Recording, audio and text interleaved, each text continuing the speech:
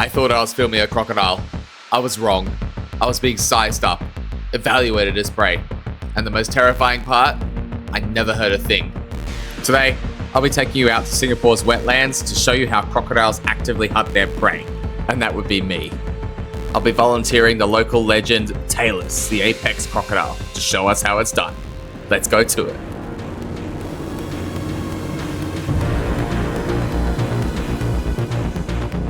It started out as a perfect afternoon at Sungei Buloh Wetland Reserve. I was here to see one of the park's icons, a massive saltwater crocodile known as Deadliest. You can see how he gets his name, and you think an injury like that, the loss of his primary weapon for propulsion, would make him less of a threat, slower, more obvious, but you would be mistaken.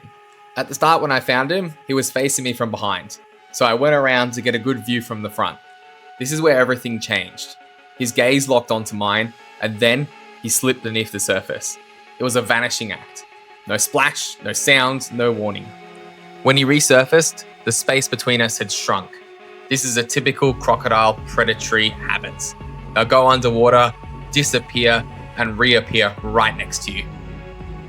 He did it again and again, each time methodically erasing the distance between predator and, well, me. But the next moment is exactly what makes a crocodile a silent assassin. He moved towards me, but the water's surface was like glass. Look at it. There are no ripples, no wake.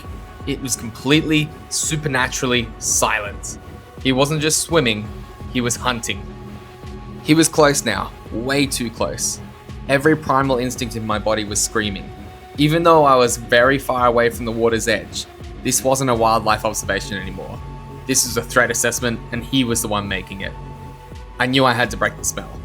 I had to change the dynamic, to signal that I saw him and the game was up. And just like that, the hunt was over. The second I stood up, making myself bigger and proving the element of surprise was lost, his entire demeanor changed. The intense focus vanished. He turned away, almost casually, and hauled himself onto a nearby mudflat to bask in the sun. For him, the ambush was compromised. The hunt was no longer worth the energy. But for me, I was definitely having a high heartbeat. Now, in reality, I was way too far away from the water for Deadliest to even have a crack. But it does teach a valuable lesson. A crocodile's most dangerous weapon isn't its teeth or its power. It's its patience. It's its silence. Deadliest, despite his physical disadvantage, has weaponized stealth.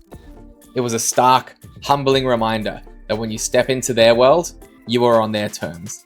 And sometimes you might find yourself on the menu. So remember, when you're in croc territory, follow these 3 simple rules. Stay away from the water's edge, don't feed the crocodiles, and if you're observing one from a distance, watch for the signs of them approaching you. Now, if you happen to be in Singapore, you can check out Sungei Buloh's Wetland Reserve. My suggestion is to find the larger crocodiles to check out these locations here. There are juvenile crocodiles also all around the center, but they always move around. Now, if you want to find Deadliest, the star of our show today, he can be found towards the migratory bird trail around this area here.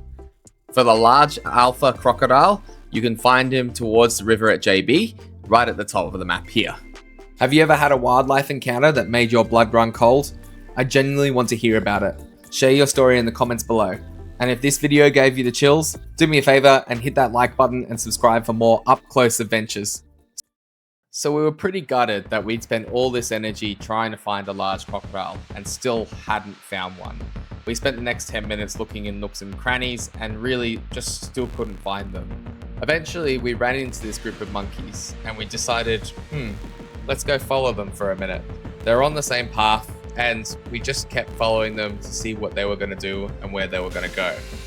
Eventually the pack leader up front stops and he decides to make sure that every other monkey behind him does not proceed further. So I was curious. I decided to have a look at what was stopping them. And then we go, bingo. Here's the big fella I've been looking for the entire day. Right here, right in front of us. This beautiful bastard would have been about 3.5, maybe even 4 meters long, and waiting for a monkey to come down for a little breakfast. It was awesome.